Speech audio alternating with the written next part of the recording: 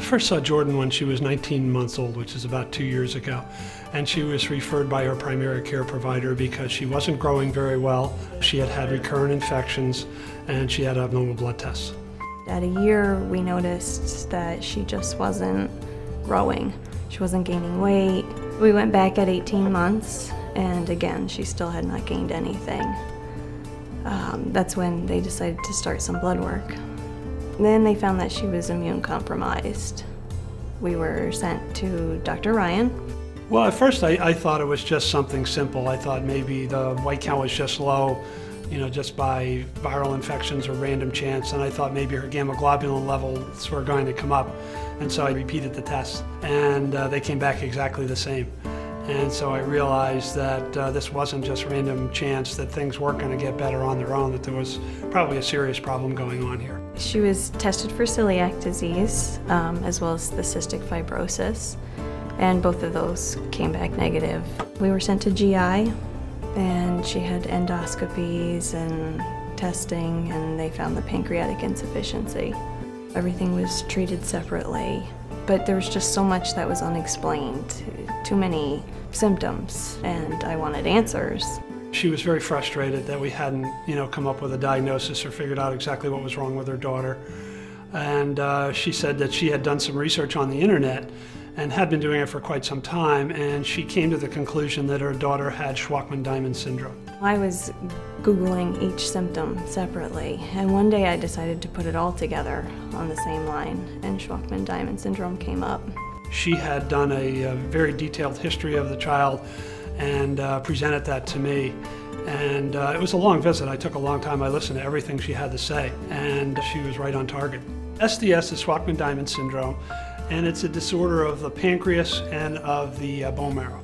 And so these children, they act like cystic fibrosis patients, but aren't quite as severe as cystic fibrosis patients for their pancreas problem. Most of the kids with Shwachman-Diamond syndrome do not have the lung problems that cystic fibrosis patients have, but they do have problems with their bone marrow and their blood, in that they don't develop, they don't produce neutrophils as well as they should, and they do have a high incidence of developing leukemia as time goes on. Dr. Ryan has been wonderful. He is a fantastic physician. Who's that? Who's that? Who's that man? Dr. Ryan. Dr. Ryan. He's helped us to establish a fund at Geisinger specifically for the education of Shwachman-Diamond, and he is helping to educate his physicians. It's not a common disease, but there's at least 300 known cases in the United States. And so it's one of those diseases that physicians may run into once in their lifetime, but when they do, they have to be aware of it, they have to be familiar with it, they have to be able to make the diagnosis and recognize it.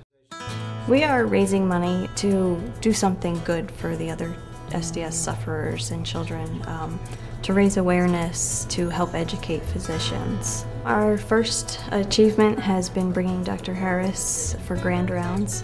Dr. Harris is the SDS guru. He is the #1 specialist in the country. I first heard of Dr. Harris through Mrs. Sajak. She brought in a book and she said, "Here, this is from Dr. Harris at Cincinnati. He wrote this primer on Shwachman-Diamond syndrome." I said to Mrs. Sajak, this is the kind of person I would like to bring in for pediatric grand rounds. I think what Dr. Harris offered us was a terrific educational opportunity. I mean, again, he's talking about a small spectrum of medicine, but he's telling us, what the differential diagnosis is. What are the other things you should consider before you think about Shwachman-Diamond syndrome?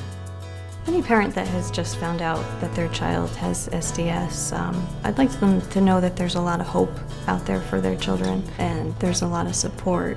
We will continue to raise money year after year because the research is not there on SDS, and we hope to educate the physicians so that more research will be done, and we hope that one day there will be a cure.